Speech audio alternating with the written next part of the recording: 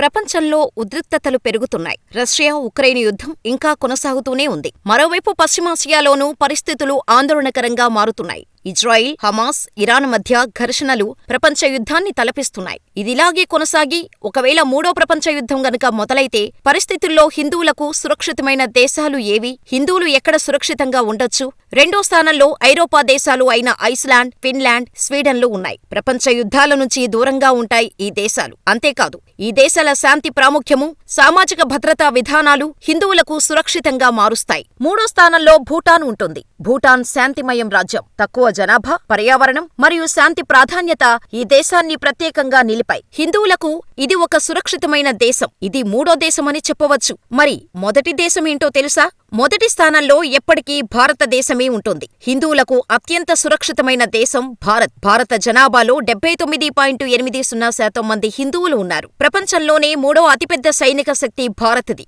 శక్తివంతమైన అణ్వస్త్రాలు, భిన్నత్వంలో ఏకత్వం మరియు ప్రజల భద్రతకు ప్రభుత్వ ప్రాధాన్యత ఇవి భారతాన్ని సురక్షితంగా నిలుపుతున్నాయి. అయితే ప్రపంచంలో ఎక్కడైనా సంఘర్షణలు తలెత్తినా మనం శాంతిని కాపాడటం అత్యంత ముఖ్యమైనది. ఈ దేశాలు హిందువులకు మాత్రమే కాకుండా ప్రతి మనిషికి రక్షణనిస్తాయి. కానీ యుద్ధాలు ఎప్పుడూ పరిష్కారం కావు. మనం శాంతి కోసం మాత్రమే ముందడుగు వేయాలి. మరి మూడో ప్రపంచ యుద్ధం గనక వస్తే మీరెక్కడ సురక్షితంగా ఉంటామని మీరనుకుంటున్నారో మాకు కామెంట్ చేయండి.